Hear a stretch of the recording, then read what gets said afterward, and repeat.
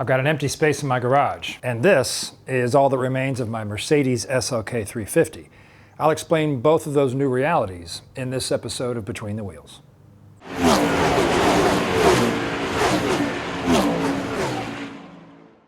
After a long hiatus, I'm finally taking my SLK 350 back onto the track in a couple of weeks. But first things first. I interrupt me with a change to my original programming.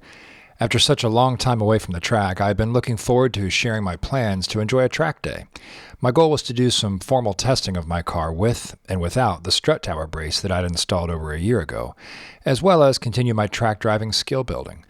This was to be the episode sharing the shiny new Brembo rotors I was installing on the car in preparation for my next visit to Dominion Raceway in Virginia. As I shot these scenes getting my car ready for its next time on the circuit, I had no idea what was waiting for me just a few days later.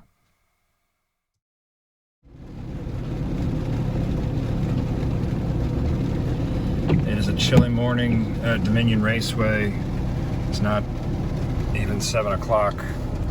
And I was among the first to arrive on what is a rainy day here at the track.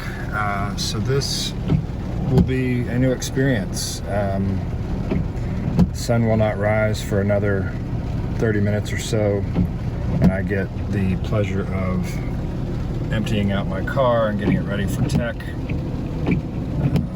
in the rain. And then the butt-puckering pleasure of figuring out how to drive in the rain today at speed.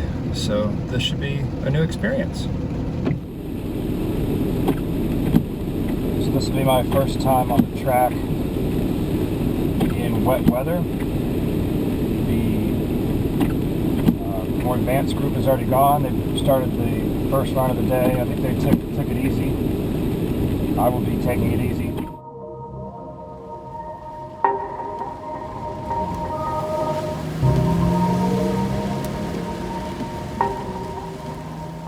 The first heat for the intermediate group sets off, and I'm in the middle of the pack. For the first few turns, we are somewhat tightly clustered, but I let the cars ahead of me pull away, as I'm being tentative. I have no intention of trying to match dry track speeds, and I'm not ashamed to let the other cars run faster than I'm running. During the first half of the first lap, I'm assessing how it feels to drive in these conditions. There's no such thing as warming of tires or feeling the track and judging steering input.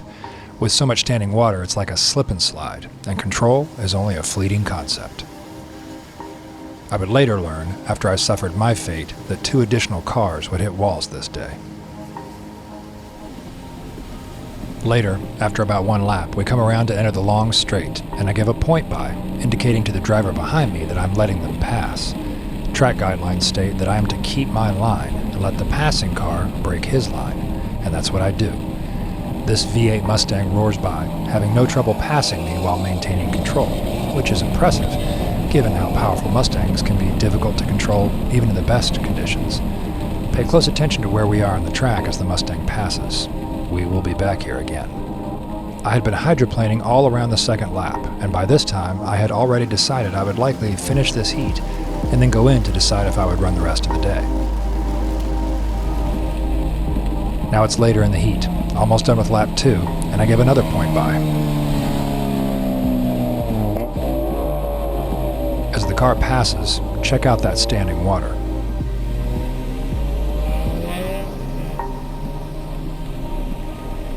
Emerging from the tunnel and onto the straight, and I give another point by.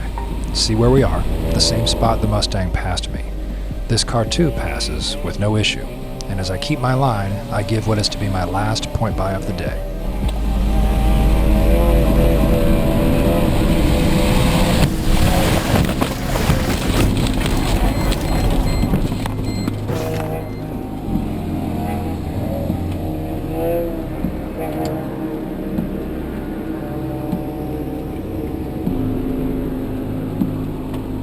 The last car to attempt to pass has hydroplaned and hit my car level with my door, driving me sideways and into the wall and barrels. An accident, sure, but given several other cars had managed to pass safely, it's a shock.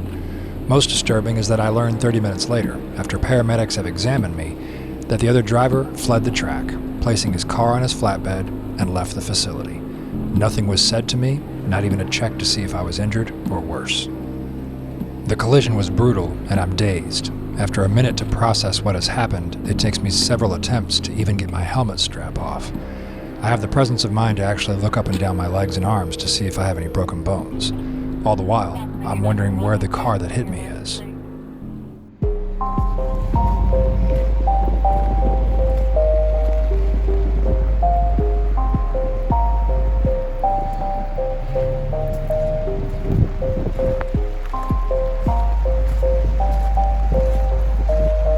As for my car, it's done.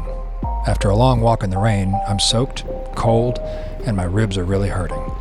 I find the car at the back of the facility where it's been dumped, and I take these shots. It's difficult to find a panel on the car that wasn't damaged by the crash. And with that, my SLK is finished.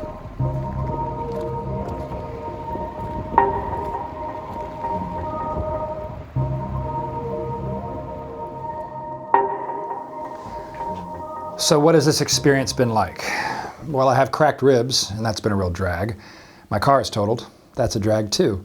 What about my thoughts on the day? Well, as I said, wet driving is probably something downrange for me, as I found I have a lot more to do with developing my dry surface skill before I start splashing around doing triple-digit speeds in standing water.